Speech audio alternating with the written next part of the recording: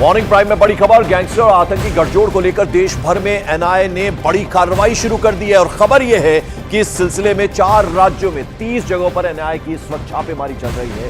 ये छापेमारी हरियाणा, राजस्थान, मध्य प्रदेश और साथ ही साथ चंडीगढ़ में चल रही है। तो देश भर में एनआईए की छापेमारी चल रही है। 4 जगहें कौन कौन सी हैं वो हमने आपको बताया, जिसमें प्रदेशों की बात करें तो हरियाणा, राजस्थान, मध्य प्रदेश और साथ ही साथ चंडीगढ़ में ये छापेमारी चल रही है। जिस तरह से गठजोड़ है उसको लेकर ये कार्रवाई शुरू की गई है। आतंकी गठजोड़, गैंगस्टर को लेकर जो ये गठजोड़ है उसको लेकर एनआईए ये छापेमारी की कार्रवाई कर रही है 4 अलग अलग जगहों पर।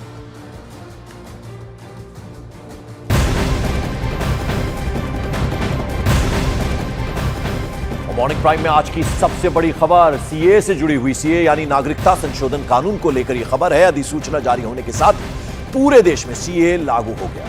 कल ही इस एक्ट से जुड़ा नोटिफिकेशन जारी कर दिया गया। इस कानून को गैर मुस्लिम शरणार्थियों को नागरिकता देने के लिए लाया गया है। यानी इस कानून के लागू होने के बाद हिंदू, सिख, बौद्ध और पारसियों की नागरिकता आसान हो जाएगी। सीए से जुड़ी अधिसूचना में यह साफ कहा गया है कि इस कानून से किसी भी भारतीय की नागरिकता नहीं जाएगी। ये साफ तौर पर कह दिया गया। गैर मुस्लिम शरणार्थियों को नागरिकता में इससे आसानी होगी। और अब जरा आपको यह बता दें कि आखिर सीए यानी नागरिकता संशोधन कानून है क्या। यह कानून केंद्र सरकार को नागरिकता देने का अधिकार देता है। सीए संसद से 2019 में पारित हुआ था। इसके तहत 3 पड़ोसी देशों से आए अल्पसंख्यकों को नागरिकता मिलेगी। 3 देशों के गैर मुस्लिम शरणार्थियों को नागरिकता देने का इसमें प्रावधान है, जिसमें पाकिस्तान है, बांग्लादेश है।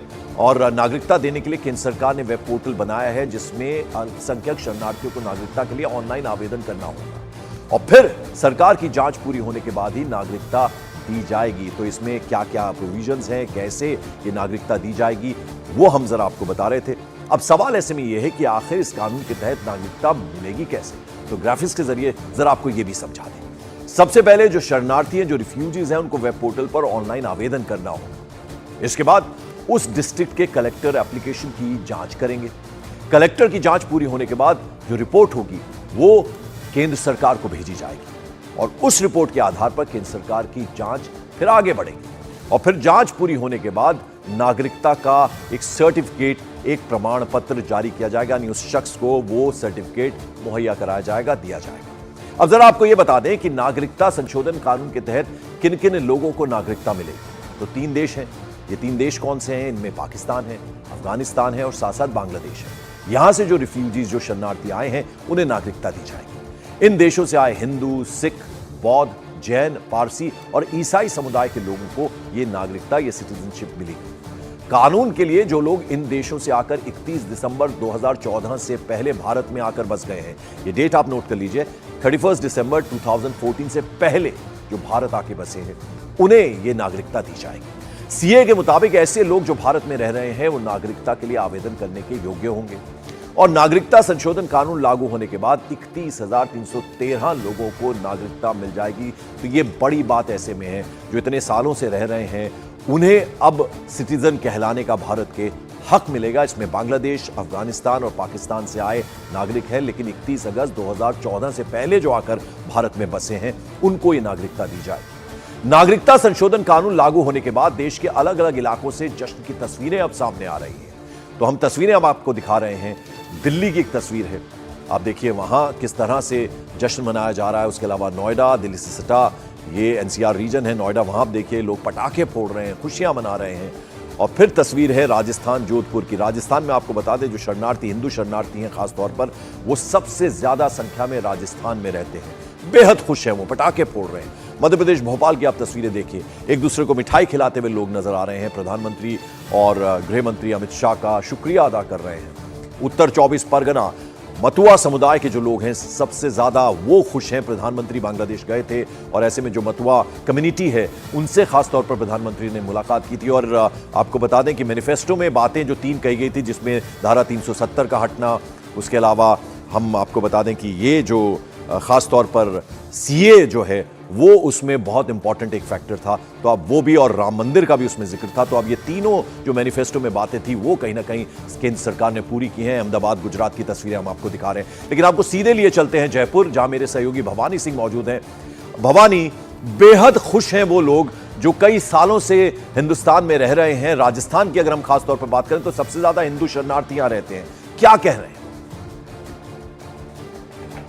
देखिए, पहले मैं तस्वीरों में ले जाता हूँ आपको कि आप देखिए कि यहाँ पर ढोल बजने शुरू हो गए हैं, मिठाइयाँ आनी शुरू हो गई है। ये जयपुर के मानसरोवर में है, जहाँ सबसे ज़्यादा यहाँ पर जो पाकिस्तान शरणार्थी रहते हैं, जाहिर तौर पर उनके लिए बड़ा इंतजार है, विस्थापितों के लिए।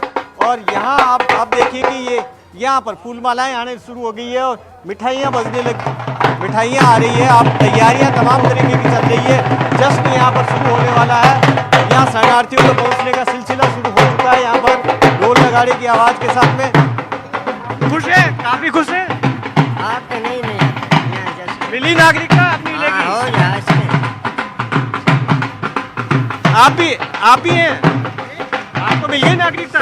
नहीं मिली अभी तक नहीं। तो खुश हैं आप? सीए लागू हो गया।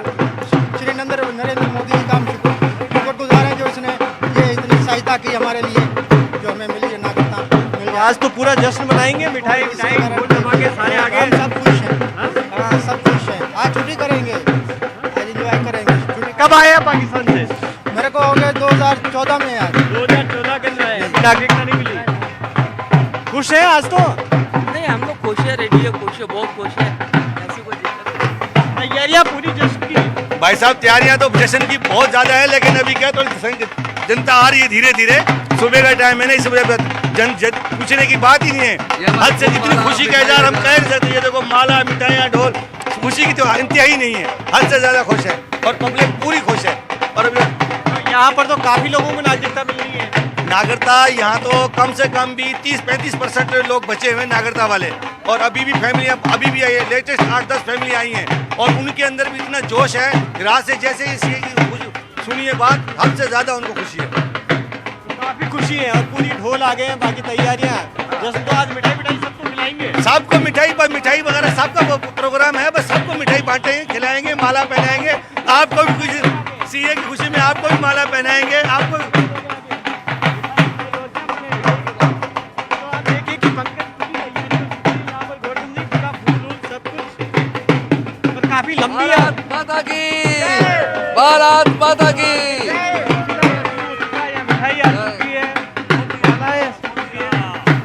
बिल्कुल, तो तस्वीरें आप देख रहे हैं जयपुर की, राजधानी है राजस्थान की। बहुत बड़ी संख्या में हिंदू शरणार्थी वहां पर रहते हैं, बेहद खुश हैं, एक दूसरे को माला पहनाने की तैयारी। और जैसे जैसे अभी सुबह होती चली जाएगी, 10-11 बजेंगे तो लोग बड़ी संख्या में वहां इकट्ठा होंगे, जैसा कि वो कह भी रहे थे। इधर हम देश की राजधानी दिल्ली की बात करें तो यहां भी सीए को लेकर लोगों में जबरदस्त उत्साह देखा गया। मोदी सरकार के फैसले के बाद शरणार्थियों में बेहद खुशी है। तस्वीरों के जरिए हम आपको दिखाने की कोशिश कर रहे हैं कि कैसे नागरिकता संशोधन कानून लागू होने के बाद लोग मोदी सरकार के सपोर्ट में जमकर नारेबाजी कर रहे हैं। मानव मेरे सहयोगी इस वक्त सीधे हमारे साथ जुड़ रहे हैं, मजनू का टीला में वो मौजूद हैं। मानव, जो तस्वीरें अभी हम राजस्थान जयपुर की दिखा रहे थे, लगभग वैसी ही तस्वीर आपके पास भी होगी। क्या कह रहे हैं लोग?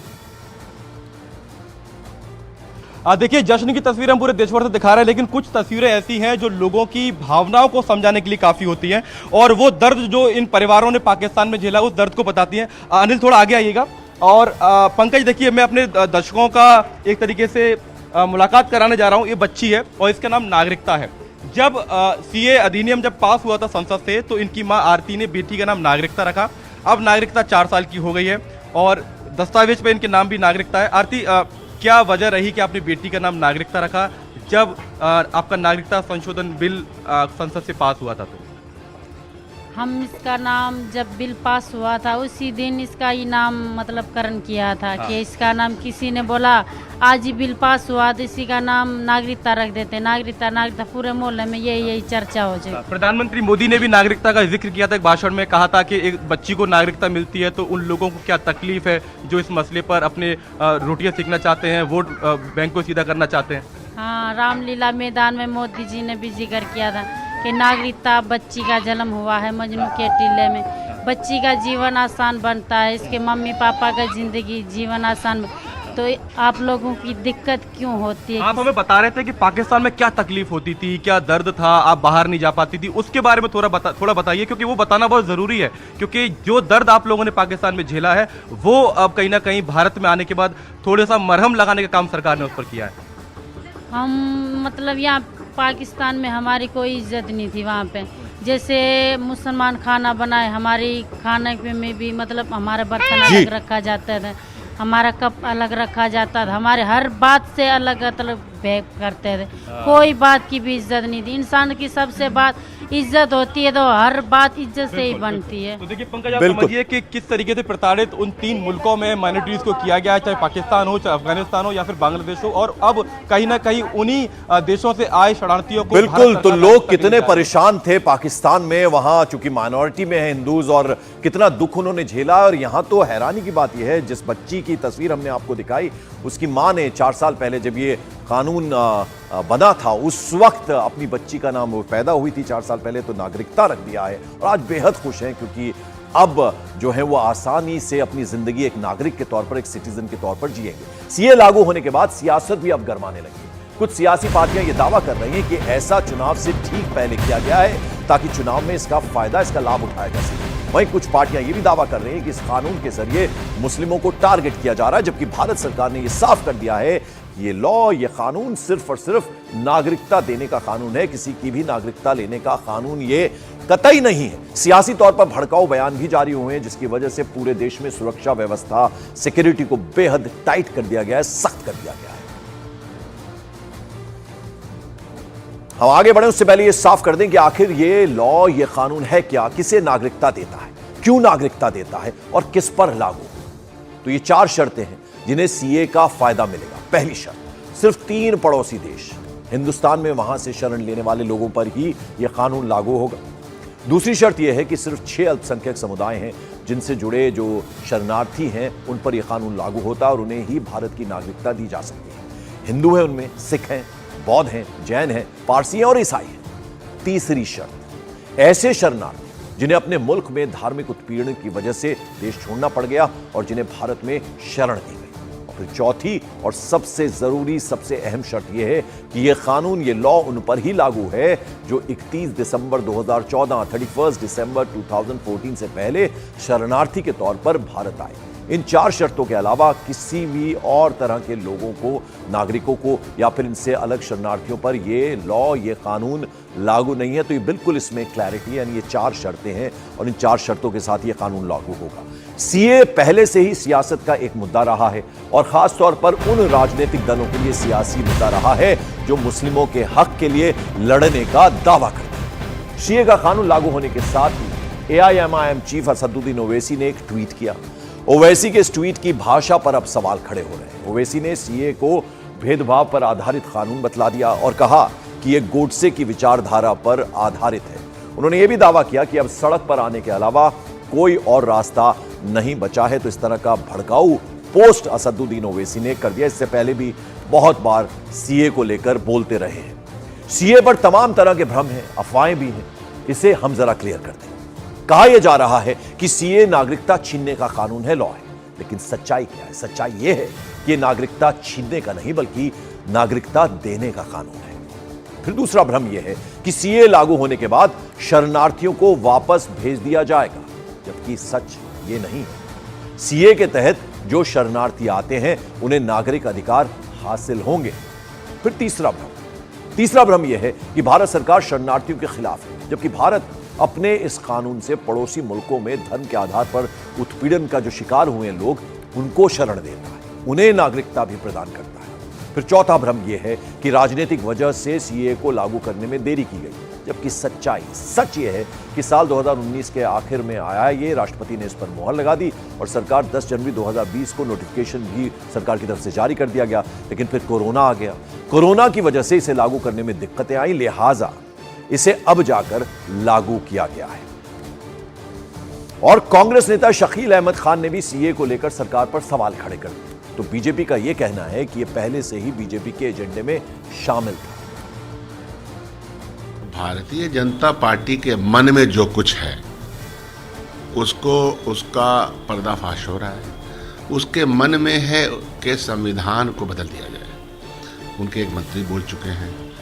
फिर ये 400 का जब आंकड़ा वो कह रहे हैं तो वो भी उस मन को प्रतिलक्षित करता है कि जिसमें बाबा साहब अम्बेडकर द्वारा दिए गए जो कानूनी व्यवस्था है, जो सामाजिक व्यवस्था है, जो इंडिविजुअल राइट्स है, जो देश विभिन्नताओं से भरा हुआ देश और देश के हर समूह को जो अधिकार प्राप्त है, उस अधिकार को तितर बितर कर देना, उसको जिसको चिथड़े चिथड़े कर देना। भारतीय जनता पार्टी ही है जो अपने एजेंडे में शुरू से रखती आई है, सदा से। जिस प्रकार से राम जन्मभूमि की बात हो, धारा 370 की हो, उसी प्रकार से CAA सिटीजन अमेंडमेंट एक्ट, और उसी के तहत हमने संशोधन भी किया है। इससे बढ़कर के खुशी कुछ नहीं हो सकता हिंदुस्तान के लिए।